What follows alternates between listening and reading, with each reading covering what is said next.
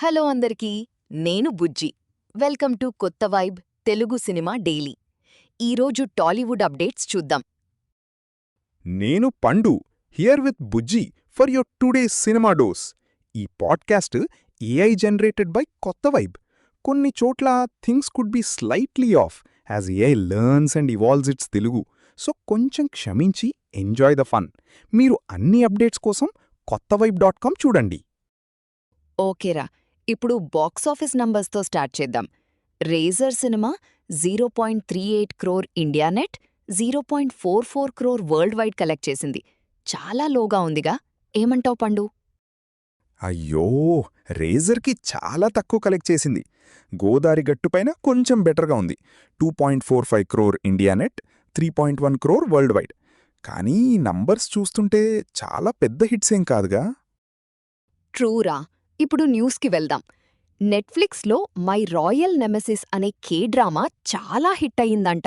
ఇండియాలో కూడా టాప్ 10లో వచ్చింది. తెలుగు అండ్ హిందీలో కూడా ఉంది అని అంటున్నారు. వావ్, కే-డ్రామాస్కి ఇప్పుడు చాలా క్రేజ్ ఉందిగా.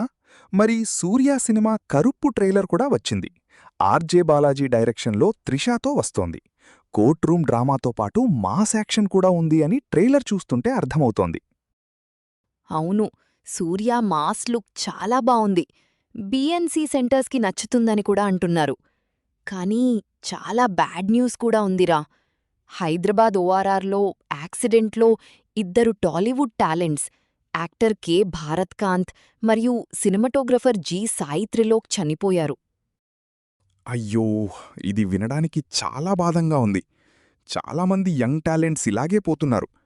రోడ్ సేఫ్టీ మీద కొంచెం ఫోకస్ చేయాలిగా. మరి రామ్ పోతినేని గురించి కూడా ఒక న్యూస్ ఉంది.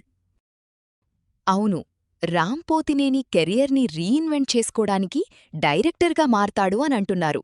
సైఫై యాక్షన్ ఫిల్మ్ని తానే డైరెక్ట్ చేసుకుంటాడంట. చాలా బోల్డ్ మూవీది. సక్సెస్ అయితే బావుంటుంది. నేను కూడా అదే అనుకుంటున్నా. చాలా ఫ్లాప్స్ తర్వాత ఇలాంటి డెసిజన్ తీసుకోవడం చాలా రిస్క్.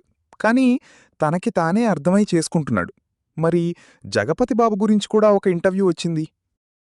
అవును, జగపతి బాబు తన ఫైనాన్షియల్ స్ట్రగుల్స్ గురించి, క్యారెక్టర్ ఆర్టిస్ట్గా ఎలా మారానో చెప్పాడు. హెల్త్ మీద ఫోకస్ చేయాలి అని చెప్పాడు. క్యాన్స్లో కళ్యాణి ప్రియదర్శన్, అదితిరావు హైదరీ వెళ్తున్నారు అని కూడా ఒక న్యూస్ ఉంది. వావ్, కాన్స్కి వెళ్తున్నారా? మన సౌత్ సినిమాకిది చాలా పెద్ద రికగ్నిషన్ రా. మరి కియారా అద్వానీ గురించి కూడా చెప్పాలి. మదర్హుడ్ గురించి తను చాలా ఇమోషనల్గా మాట్లాడింది. అవును, ఫస్ట్ 6 months హెల్ లాగా ఉంది అని చెప్పింది. చాలామంది ఫ్యాన్స్కి ఇది కనెక్ట్ అవుతుంది. ఫ్లోరా సైనీ గురించి కూడా ఒక షాకింగ్ న్యూస్ ఉంది. ప్రొడ్యూసర్తో తను చాలా అబ్యూస్ ఫేస్ చేసింది అని చెప్పింది. అయ్యో, ఇది చాలా సీరియస్ విషయం. ఇండస్ట్రీలో ఇలాంటి ప్రాబ్లమ్స్ చాలా ఉంటాయి. Very sad. ఇంకా కల్కి 2898 AD సీక్వెల్ గురించి మాట్లాడుకుందాం. వివేక్ ఓబరాయ్కి రోల్ ఉందని అంటున్నారు. టైటిల్ కూడా కర్ణ 3102 BC అని మారుతుందేమో అని బజ్ ఉంది.